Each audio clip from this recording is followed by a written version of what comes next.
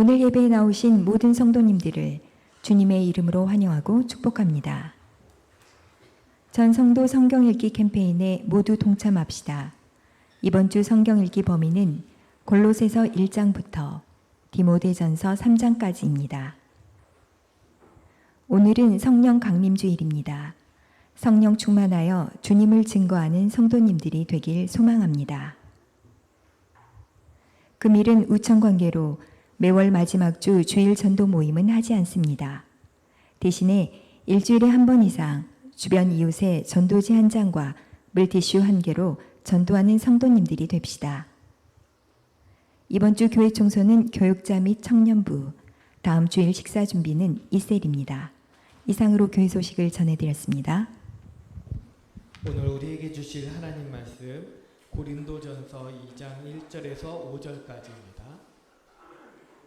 고린도전서 2장 1절에서 5절까지입니다.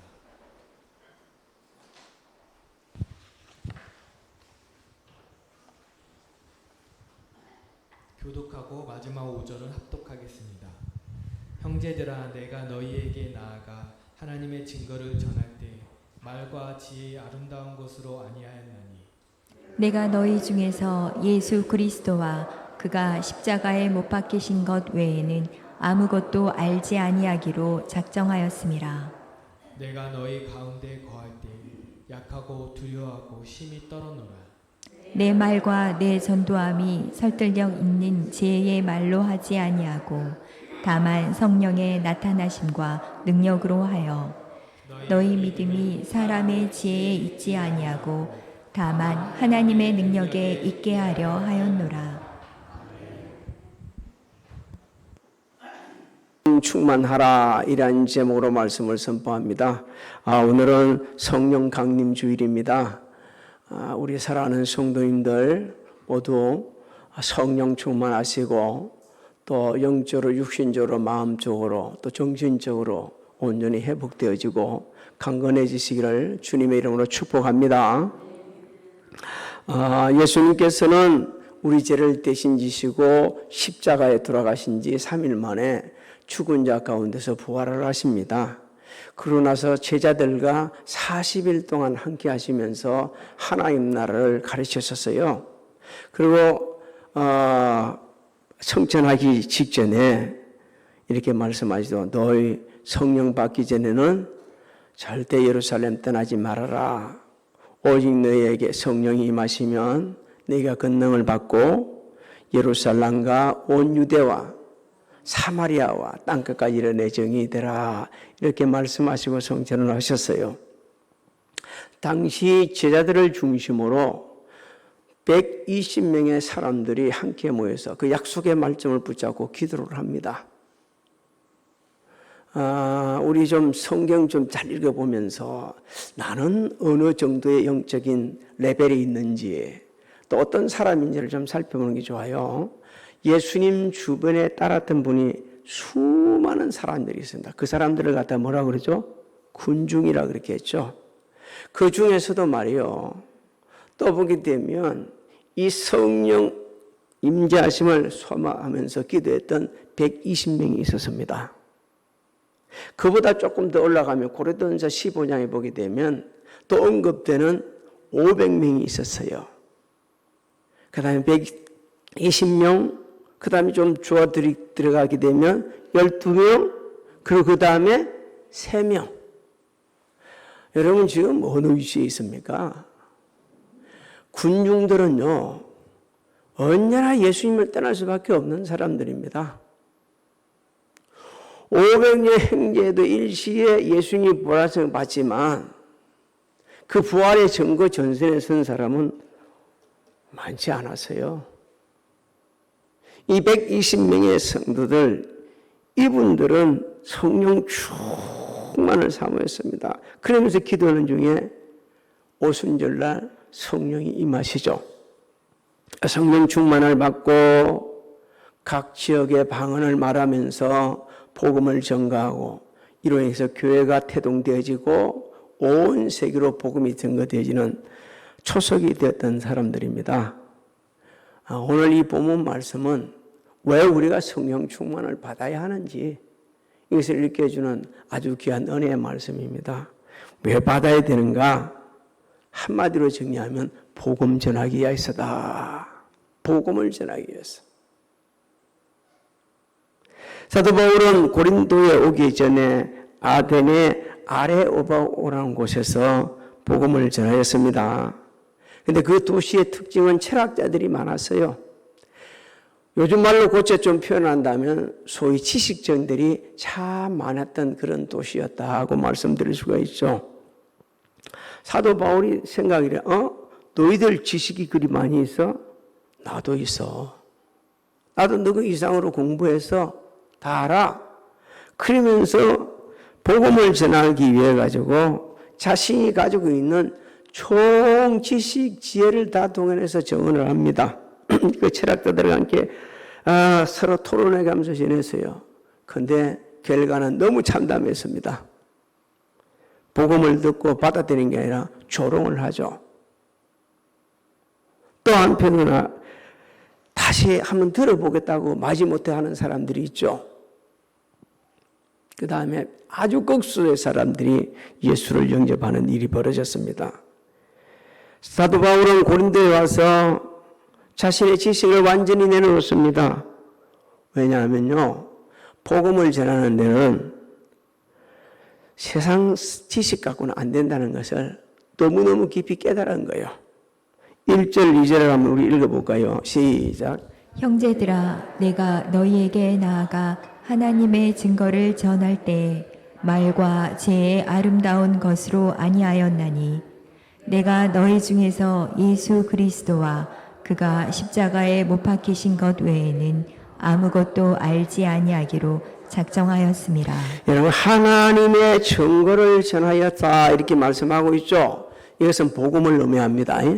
복음을 전할 때에 말과 지혜와 아름다운 것으로 하지 않았다.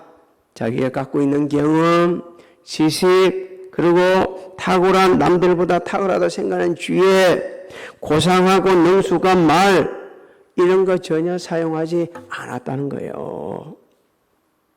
예수 그리스도와 그가 십자가에 못 박힌 것 외에는 아무것도 알지 아니하고로 작정하였다 말씀하고 있죠.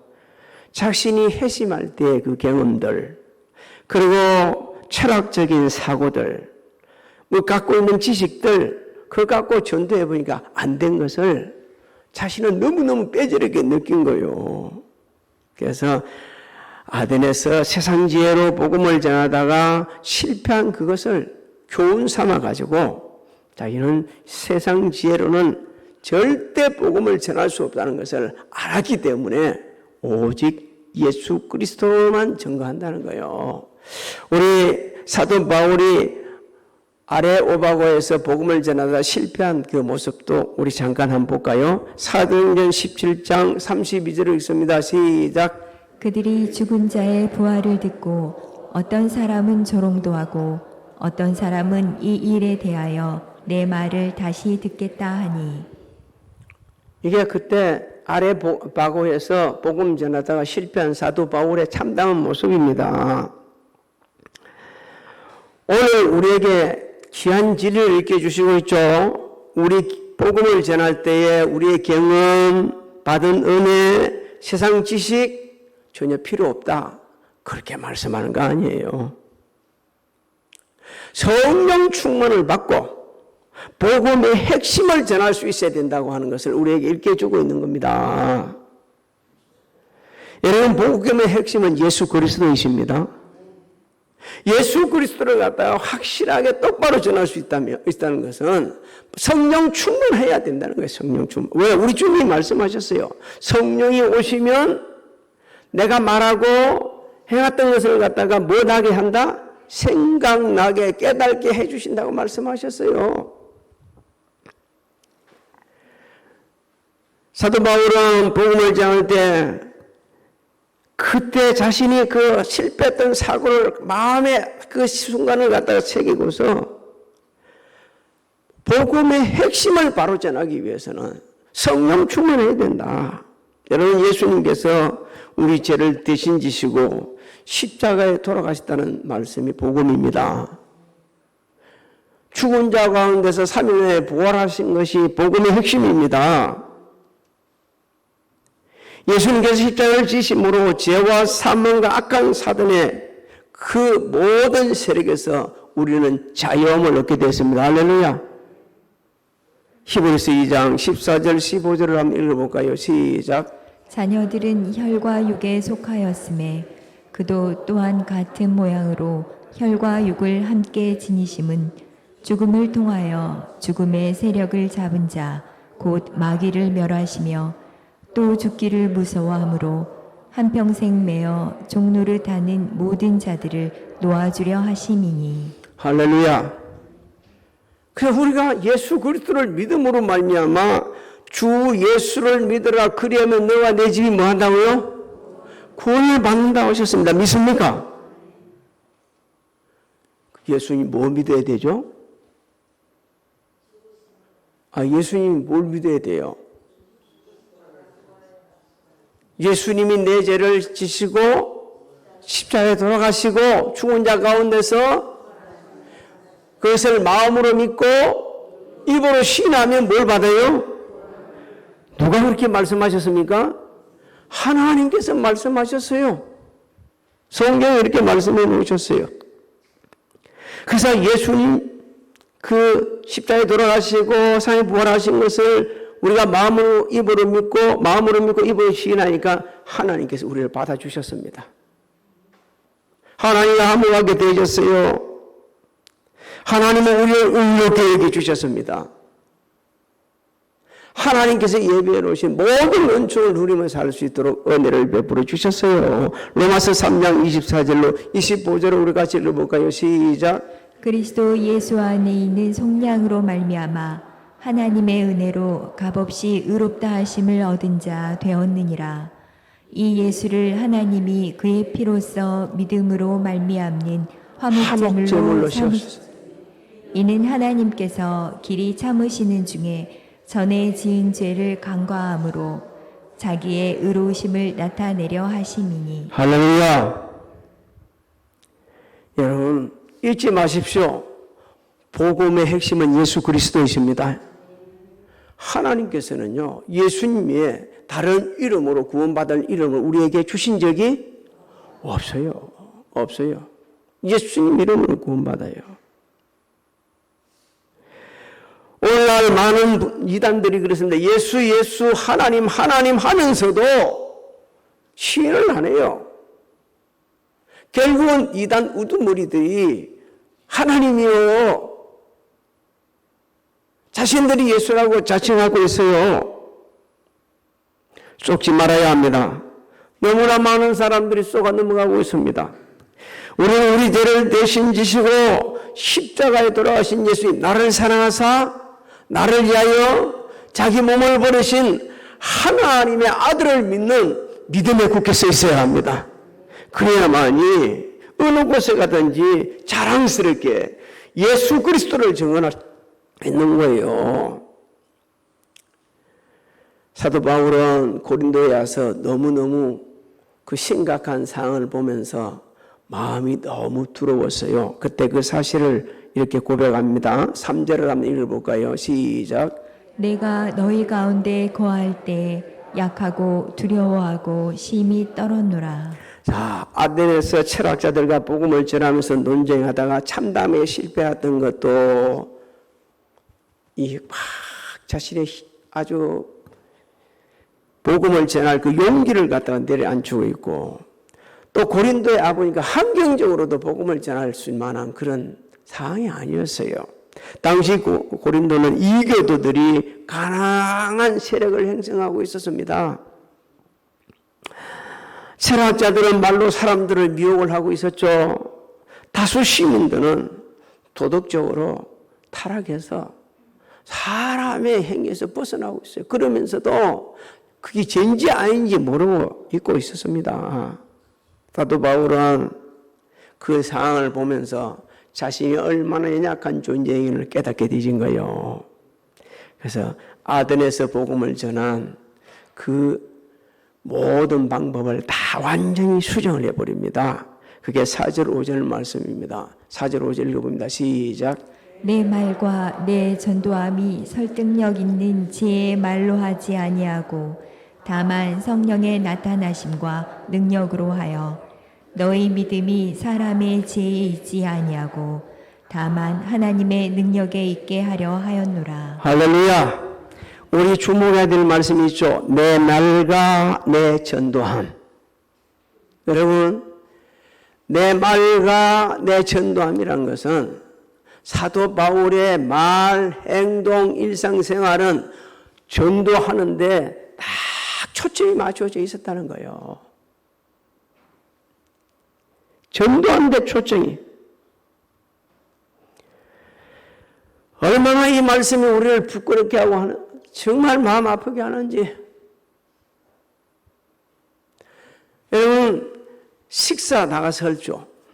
친구들하고. 그때 식사할 때 대화가 어떤 대화입니까? 차 마시러 가죠. 집에 초청하기도 하죠. 대화가 뭡니까? 저는 그 대화 내용을 종종 듣거든요. 여러분, 우리가 복음을 전하는데 초점이 맞춰져 있어야 되는데 복음이 맞추지 않았다면 그냥 밥 먹는데 전념해야 됩니다. 차 마시는데 전념해야 돼요.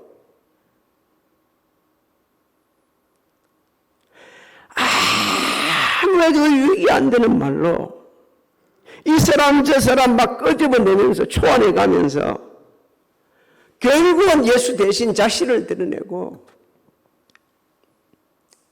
이 사람 저 사람 몰아세우는 그런 밥이 맛이 있어요? 차가 맛이 있겠어요? 그런 자리가 뭐가 유익이 되겠어요? 그런데 우리도 모르고 그렇게 한다. 하나님께 오늘 우리에게 놀라운 지혜를 이렇게 준 거예요. 네 언어, 행동, 일상한 돌아봐. 네를 사랑해서 네를 위하여 십자가에 못 박으신 예수 그리스도하고 무슨 상관이 있는지.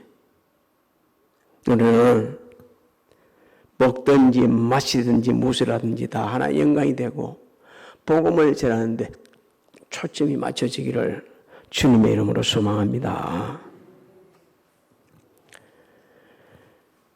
그래서 사도 바울은 복음을 전하기 위해서 설득력 있는 지혜의 말을 하지 않았습니다.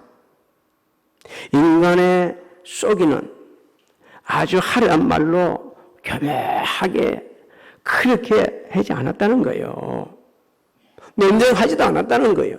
그런데 우리가 이런 사회적인 이슈나 아니면 자기의 그 어떤 계획들을 갖다 얘기할 때 또 이럴 때는요, 세상 지혜가 필요하고 화려한 말이 필요하고 설득력 있는 말이 필요합니다. 가끔 보게 되면 뭐 자주는 못 보지만 우리가 TV에서 뭐 대통령 후보들이 나와가지고 토론을 해요. 어떤 분은 보면 진짜 말 잘해요. 어떤 분은 보면 저렇게 하고 어떻게 하려고 하지? 할 정도로 말을 시원찮니? 근데 사람들은 다 알아요. 그 화려하게 자기를 하려고 하려지만 말은 좀 못하더라도 저 사람 말에 진심이 묻어나네? 이런 사람들을 보는 거예요. 그런데 그래 할지라도 여러분 이런 이슈적인 얘기를 할 때는요, 세상적인 지혜가 필요합니다. 화려한 운명술이 필요한 거예요. 한 번에 꽉 잡는 이 운명술이 필요하다는 거예요. 그 노무현 대통령 연설문을 쓴 공보 비서관을 지낸 그 교수님을 제가 1년 동안 같이 공부를 했는데 이분이 이런 얘기를 해야 돼요. 설교하고 이 연설문은 다른 거는 설교는 누구 말씀 전합니까? 진리를 전하는 건데 연설문은 한 가지를 딱 갖고서 한 번에 딱 1분 안에 그냥 사람들 청중의 마음을 확 사로잡아야 된다는 거예요. 그렇지 못 잡으면 안 된다는 거예요. 그러면서 그 일화를 하나 잠깐만 전할게요. 대구에 가서 저 후보 때 그때 천설을 하는데 물어봤답니다. 여기 무슨 관계 있는 일이 없어요? 하나도 없다 하더라는 거예요. 그래도 생각해 보라니까. 아, 내가 힘들 때 여기 와서 노가다를 한 적이 있다.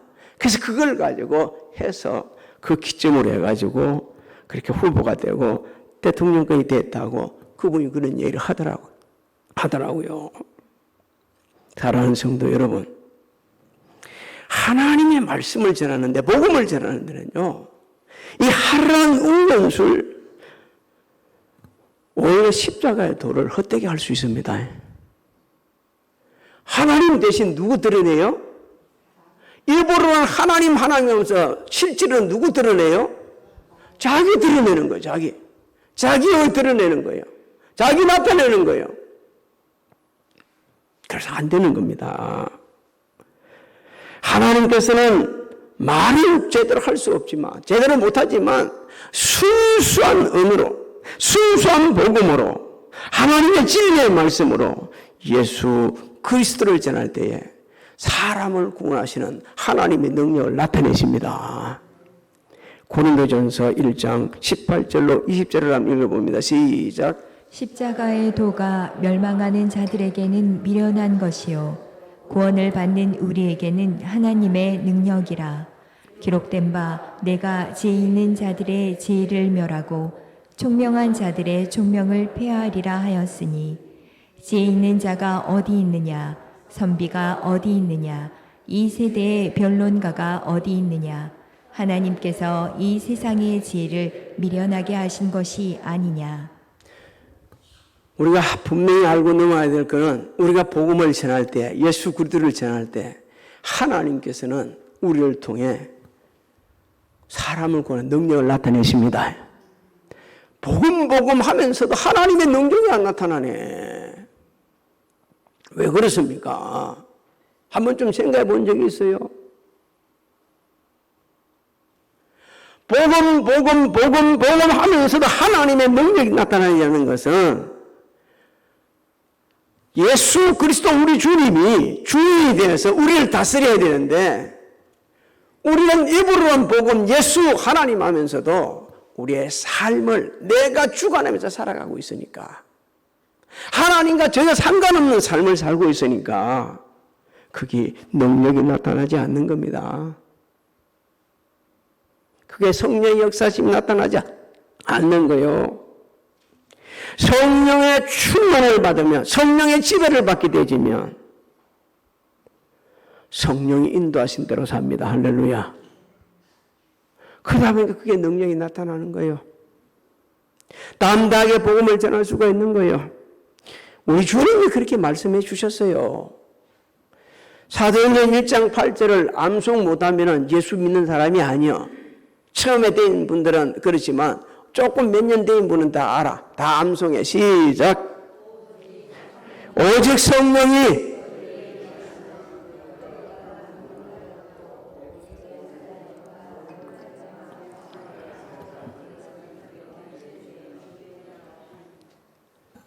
예수 믿는 사람 아니라 싶으니까 놀래갖고 막 그냥 더듬더듬 해가면서 그냥 주님 말씀하신 대로 성령 충만 받은 제자들 보십시오. 얼마나 담대하게 복음을 전하였습니까? 유대 당론자들로부터 심한 고난을 당하였어요. 전혀 두려워하지 않았습니다. 그러나 함께 기도했어요. 우리가 성령 충만 받기 위해서는 기도해야 합니다. 성령 처음에 임재하실 때에 성령 충만 받은 120명이 뭐 하다가? 기도하다가. 목사님 기도하는 사람 어디 있어요? 맞아요. 예수 믿는 분들은 다 기도합니다. 근데 밥 먹을 때 한 걸 기도한 걸 해가지고 성령 충만 받는다? 다 받았게? 안 되는 거예요. 그리 갖고는 안 됩니다. 그때 120명들이 기도할 때 뭐라고 그래서 앞에 써져 있습니까? 전혀 기도에 힘썼어요. 간절하게 기도했습니다. 그러니까 하나님께서 응답을 하시죠. 사도행전 4장 31절을 한번 읽어볼까요? 시작.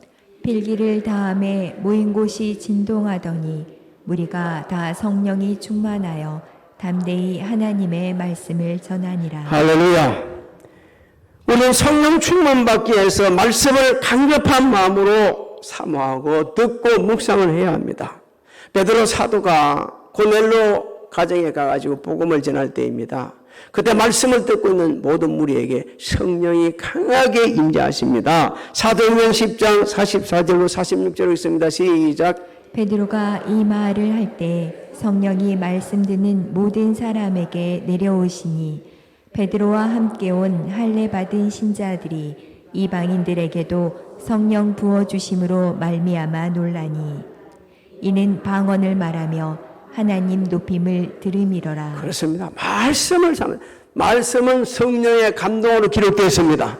그래서 교훈과 책망과 빠르게 한가으로 그에게 유익하다고 말씀하고 하나님의 사람으로서 세워가고 모든 선한 일을 할 수 있도록 준비시킨다고 말씀하고 있지 않습니까? 누가 그러냐? 성령님이 역사하십니다. 성령님이 역사할 때 그렇게 되어지는 거예요. 성령 충만을 받은 분들을 보게 되면 담대하게 복음을 전할 때입니다. 초대교회 집사 중에 한 분인 스데반 집사, 은혜와 권능이 충만했습니다. 유대인들에게 복음을 전합니다. 유대인들은 마음의 찔림을 받아서 회개를 해야 되는데 이들은 이를 갑니다. 저놈 죽여야 된다. 저놈 죽여야 돼. 그런데 말이요, 스데반 집사는 성령이 충만해서 하늘을 우두를 봅니다. 하늘 문이 열리는 걸 보여요. 하나님의 영광과 예수께서 우편에 서신 것을 보게 되어집니다.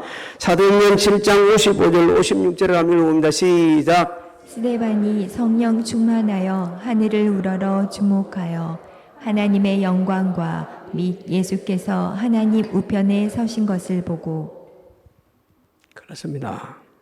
일을 가는 사람하고 하늘 문을 열리는 걸 보면서 하나님이 계신 것과 우편에서 계신 주님을 보는 사람하고는 차이가 나도 비교할 수도 없어요.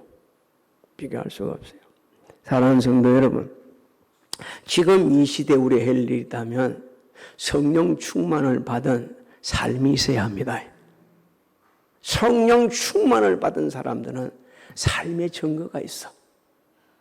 내가 정말 성령이 충만한지, 육이 충만한지, 하나님의 말씀이 충만한지, 쓸데없는 세상 것으로 충만한지, 예수의 품성이 충만한지, 서풍 가시도 없는 교만이 충만한지 다 드러나게 되어 있습니다. 성경 우리에게 말씀해 주고 있죠. 성령을 따라 살고 성령을 따라 행하면 뭘 맺는다? 성령의 열매를 맺는다 그러고, 성령 열매 맺기 전에 뭘 죽인다 그랬을까? 그 예수 믿는 사람들은 그 정과 욕심을 예수와 함께 십자가에 못 박았다 했습니다.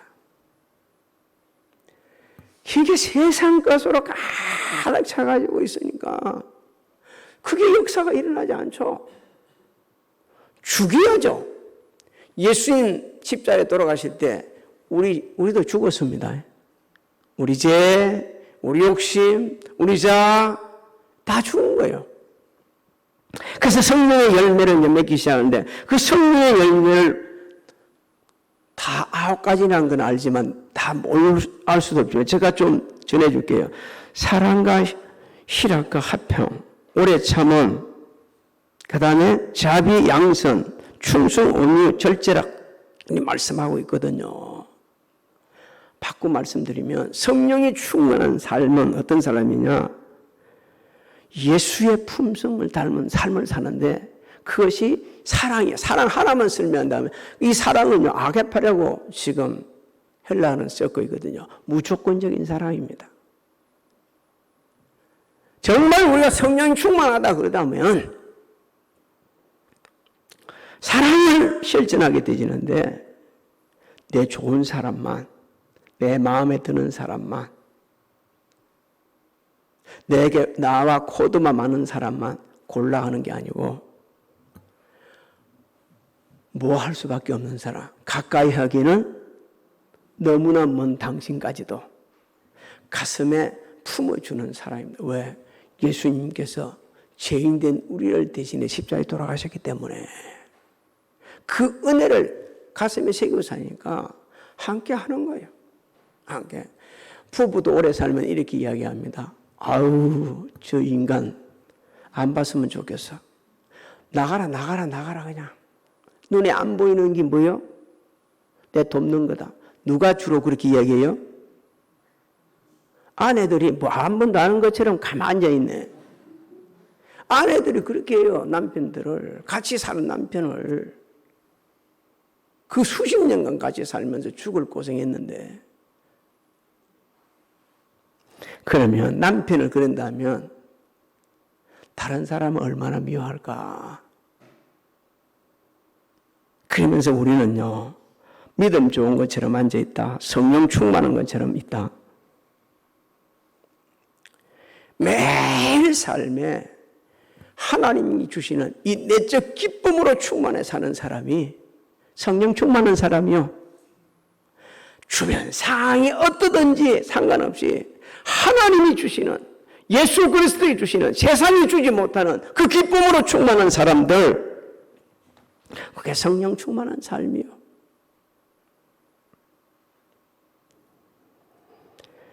마지막 순간까지 오래 참으면서 천국 소망을 가지고 살아가는 사람, 성령 충만한 삶이요. 이런 사람들을 보면서